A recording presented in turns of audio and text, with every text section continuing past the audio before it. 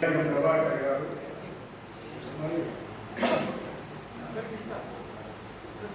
పుస్తకాన్ని ఆవిష్కరించవలసినటువంటి వీరస్వామి గారు ఇంకో 15 నిమిషాలు అయితే రావచ్చు.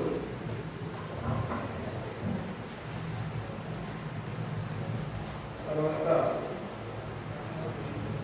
ఈ పుస్తకాన్ని సమీక్షించినటువంటి గజేందర్ రెడ్డి గారు,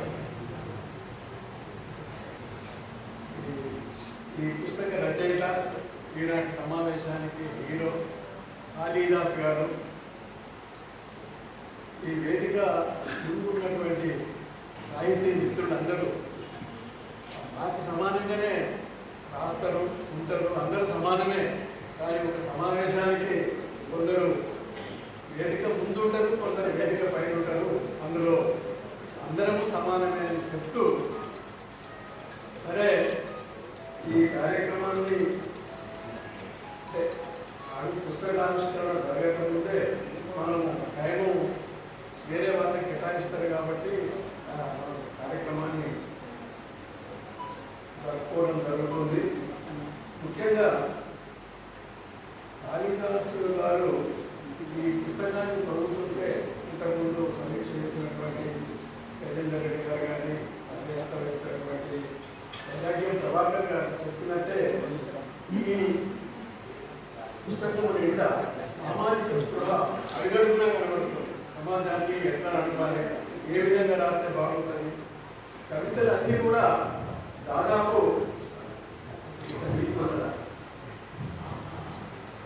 కవితలన్నీ కూడా మంచి కవిత్వంతో అందరికీ అర్థమయ్యే శైలిలో రాయడం. ఇప్పుడు గాంధికము కొందరి కవితలు చదివితే మనకి మనసులో పడ్డాయి, అర్థం కావు, చాలా బ్రహ్మాండంగా ఉన్నటువంటి కవితలు. ముఖ్యంగా మనము దీన్ని చూసినప్పుడు ఆయన 4వ పేజీలో మనిషి గురించి రాయడం జరిగింది. సృష్టి ఎంత సుందరం, మనిషి ఎంత అద్భుతం. సృష్టి ఎంత సుందరమో మనిషి అంతటి అద్భుతం. అంతు చిక్కని అంతరిక్షం, వింత శోభన ఆకాశం, సూర్యచంద్రుల నిత్య లీలలు, మనం చూసే భూప్రపంచం ఎంత సుందరం. ఈ విధంగా రాస్తూ, అంటే ఇంకా 3వ స్టాంజాలో అందులో మనకు శాస్త్ర విజ్ఞానంతో పాటు మనిషి ఏ విధంగా అంటే పరిణామం చెందుతూ వచ్చిండు. ఒక విధంగా దశావతారాలు, ఒక విధంగా మనం డార్విన్ సిద్ధాంతం విన్నాం. ఎట్లా కోతి నుండి మనిషి వచ్చిండు, ఎట్లా అనేది పరిణామక్రమ సిద్ధాంతం. జంతువులలో ఒకటై జన్మించాడు మనిషి, మొదలు మృగం, జంతువులలో ఒకటై జన్మించాడు. భాష, శాస్త్రము, కళలు సాధించాడు. మనిషి పుట్టడమే అదృష్టము. ఆయనే పుట్టిన తర్వాత భాష నేర్చుకున్నాడు, శాస్త్రం నేర్చుకున్నాడు, కళలు నేర్చుకున్నాడు. దేవుడు మతము తానే సృష్టించాడు. మనిషే దేవుణ్ణి సృష్టించాడు.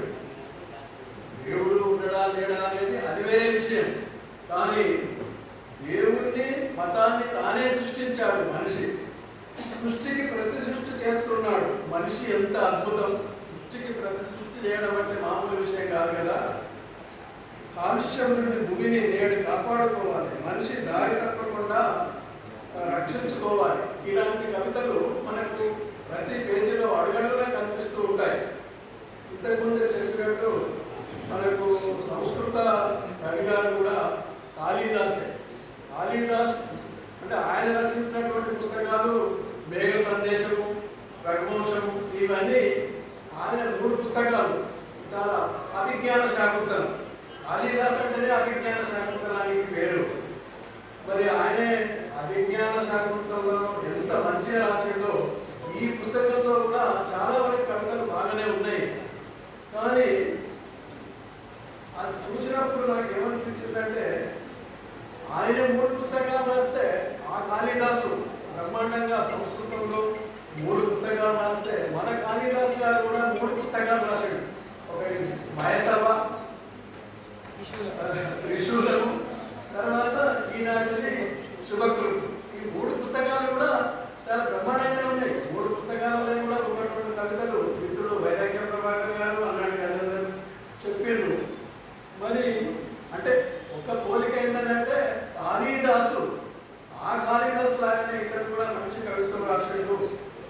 తర్వాత ఈ కవితలలో మనకు ఏమనిపిస్తుందంటే ఆయన మయసభలో ఇప్పుడు ఇంతకుముందు మిత్రులు కూడా చెప్పారు, అంటే శ్రీశ్రీ గారి యొక్క పోగడలు ఉన్నాయి ఇందులో, దాశరథి గారి యొక్క ఆనవాళ్ళు కూడా కనబడుతున్నాయి ఆయన ఏ విధంగా రాసిండో. ఈ కవితలు చదివినప్పుడు నారాయణ రెడ్డి గారి మంటలు మానవుడు ఆయన కవిత్వం కూడా ఛాయలు స్పష్టంగా కనిపిస్తూ ఉంటాయి. తర్వాత ఇప్పుడు మాయసభ అనే ముచ్చట మనం ఎక్కడ విన్నామంటే వేదవ్యాసుడు మహాభారతం రచించాడు. మహాభారతంలో అంటే విలన్ సుయోధనుడు, అతని అంటే అసూయతోనే ధనంగా కలిగినటువంటి వ్యక్తి ఆయనే. అంటే ఆయన ఏ విధంగానైనా ఇంద్రప్రస్థాన్ని ఆక్రమించాలి, పాండవులను రాజ్యాధికారం లేకుండా తొలగించాలి అనే ఉద్దేశం కొద్దీ ఇక్కడ హస్తినాపురం తగ్గు తీసుకొని వాళ్ళ తండ్రి ఇంద్రప్రస్థాన్ని పాండవులకు ఇస్తే ఇక మాయ దూదంతో వేరమైనటువంటి శక్తులతో అన్ని ఆక్రమించినాక వాళ్ళు అక్కడి పాండవనాన్ని దానం చేసి మంచి పురాన్ని ఇంద్రప్రస్థాన్ని రాజధానిగా నిర్మించారు. ఇప్పుడు మేము నిన్నమొన్నటి పేపర్లలో చూసిండ్రు, ఇంకో ఒక 3-4 నెలల వరకు ఢిల్లీ పేరు ఇంద్రప్రస్థగా మారబోతుంది అని చెప్పి పేపర్లు వచ్చింది. ఎందుకంటే ఇప్పుడు మద్రాసును చెన్నై పెట్టుకున్నారు, బొంబాయిని ముంబై చేసేది, ఇట్లా చాలా పట్టణాల పేరు మార్చినట్టు మేము కూడా ఈ ఢిల్లీ ఏంటి, ఇది విదేశీయులు మహమ్మదీయులు దాడి చేసినప్పుడు వచ్చినటువంటి పేరును దాన్ని తీసేసి ఇంద్రప్రస్థ అని పెట్టే ఆలోచనలో కేంద్ర ప్రభుత్వం ఉన్నట్టు కనబడుతుంది. అలాంటి ఇంద్రప్రస్థలో అంటే పాండవులు కౌరవుల కాలం నాటికి అప్పుడు ఆయన మయసభ నిర్మించారు. బ్రహ్మాండమైనటువంటి ఒక కట్టడాన్ని సౌదాన్ని మనం చూడలేదు, ఇప్పుడు లేదు, మహాభారతం వల్ల తెలుస్తుంది. అటువంటి మాయసభలో తను చూడటానికి వచ్చి అటు దిక్కుపోతే సముద్రం కనబడుతుంది, మరి సముద్రంలో పడితే అట్లా ఇటు దిక్కుపోతే ఆ గోడ తగులుతాయి, అద్దాల గోడలు తగిలితే ఆయన తొట్టుపాటుకు గురై పడిపోతాడు.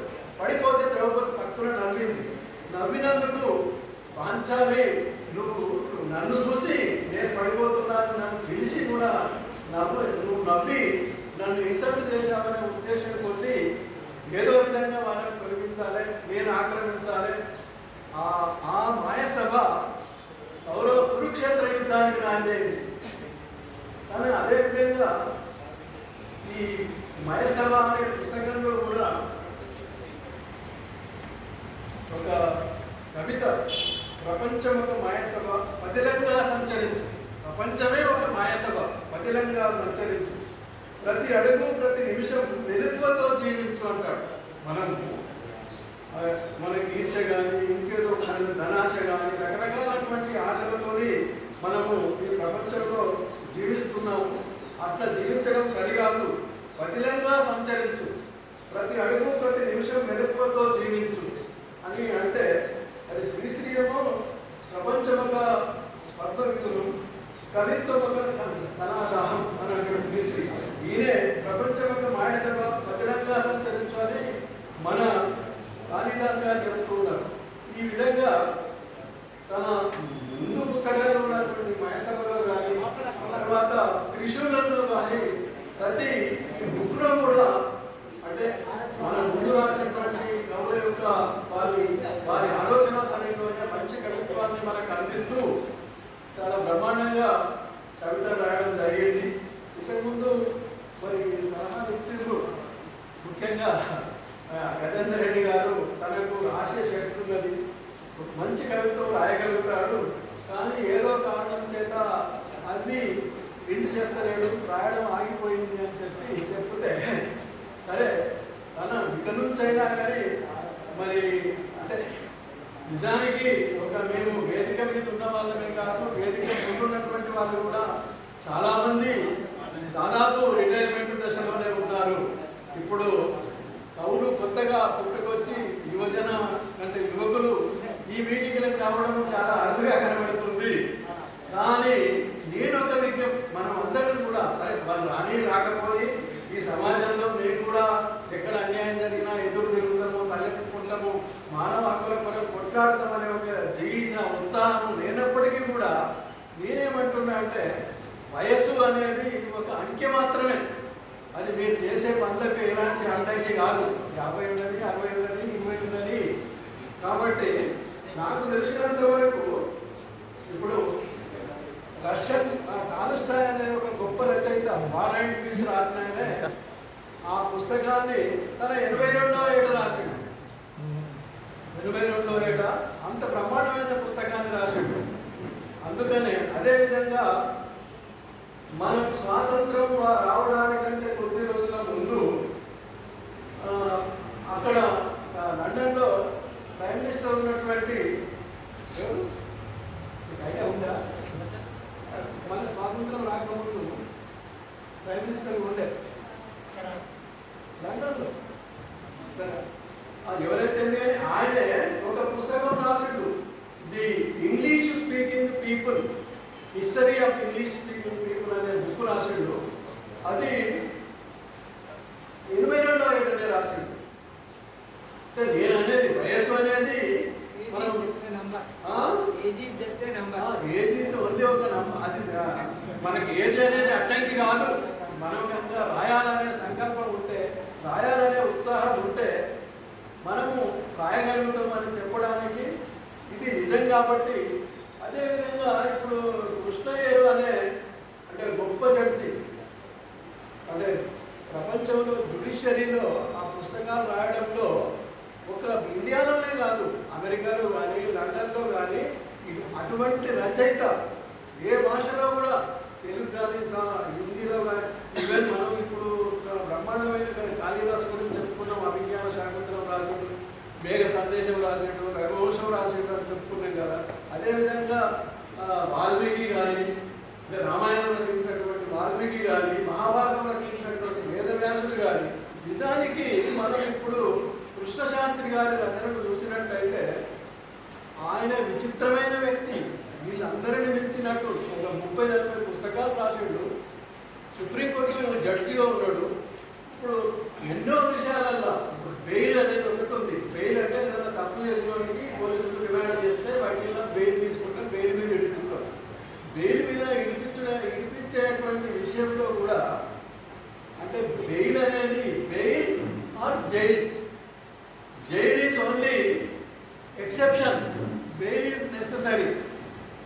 మీరు బెయిల్ ఇవ్వాలి, వాటి వచ్చినాక నిజంగానే అంటే నేరం రుజువు కానంత వరకు ఇన్నోసెంట్ పర్సన్ గమనించాలి, బెయిల్ అనేది ఇవ్వాలి, ఇట్ ఈస్ ఫండమెంటల్ రైట్ అని చెప్తాడు. ఇంకా ఎట్లా ప్రతి విషయంలో కూడా ఇప్పుడు గ్యాంబ్లింగ్ అంటే మనం పేకాట ఆడేటప్పుడు ఒక అమ్మ ఇస్తేనే ఇంకోటి గెలుస్తారు కదా, ఏదో యాక్సిడెంటల్గా. అంటే Indian agriculture is a gambling అంటాడు.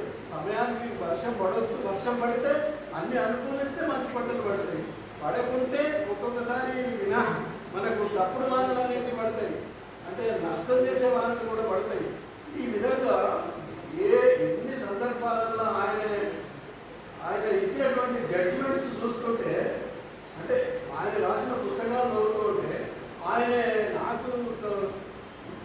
రచనలన్నీ ఆ పుస్తకాలన్నీ నేను చూసినా, తెప్పించుకున్నా, నా లైబ్రరీలో ఉన్నాయి. కానీ చాలా ఆయన రిటైర్ అయినప్పుడు సుప్రీంకోర్టు జడ్జిలు 65 ఏళ్ళకు రిటైర్ అవుతారు. ఆయన 99 సంవత్సరాలు బతికిండు. 99 సంవత్సరాలు బతికినప్పుడు కూడా ఆయన 96వ ఏట, 97వ ఏట, 98వ ఏట, 99 చనిపోయే ముందు నాటి వరకు కూడా ఆయన హిందూ పేపర్లో రాసినటువంటి ఆర్టికల్స్ ప్రింట్ అయినట్టు చూడండి ఏ విధంగా వాళ్ళు చేశారు. కాబట్టి ఇప్పుడు ఒక కాళిదాస్ గారే కాదు, మనమందరం కూడా మన రచనలను ఎప్పుడైనా రాయొచ్చు, ఎప్పుడైనా స్టార్ట్ చేయొచ్చు. ఒక అమెరికన్ ప్రెసిడెంట్ ఏమంటాడంటే, మనిషి గొప్పనే కావచ్చు, కానీ మనిషి కంటే మామూలు అధికారంలో ఉన్నప్పుడు ఇప్పుడు ఎవరైనా కానీ వాళ్ళకి అధికారం వచ్చినంత మాత్రాన వాళ్ళ అధికారం శాశ్వతం కాదు. నిజానికి అసలు who are rulers, real rulers, only writers, poets and acknowledged rulers of the society. ఈ ప్రపంచానికి వాళ్ళు అధికారంలో ఉండి ప్రైమ్ మినిస్టర్ ప్రెసిడెంట్ అయితే పాలన చేసినట్టు కాదు, రచయితలే అసలైనటువంటి పాలకులు. ఇప్పుడు మనం నిజం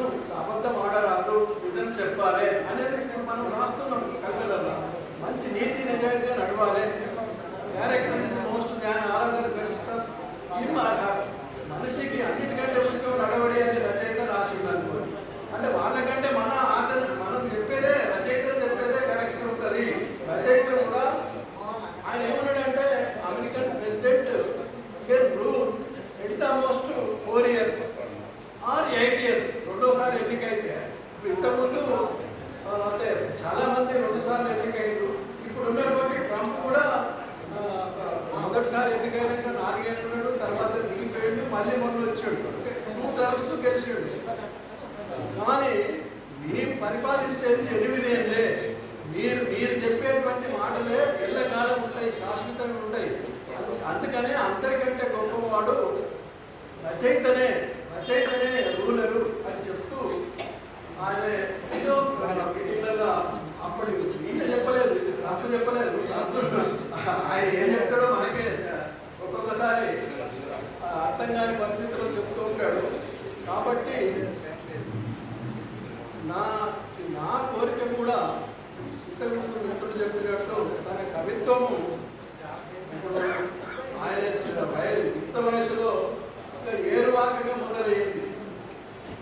అది ఇప్పుడు కూడా సుజలాం సుబలాం సస్య శ్యామలాం మలేజ్ శీతలాం అంటూ చివరి వరకు కూడా ఆయనే 100 సంవత్సరాల వరకు కూడా రాస్తూ ఉండాలని చెప్పి నేను కోరుతూ నాకు ఈ టైం ఇచ్చినటువంటి మిత్రులకు విన్నటువంటి మీకు అందరికీ నా యొక్క అభినందనలు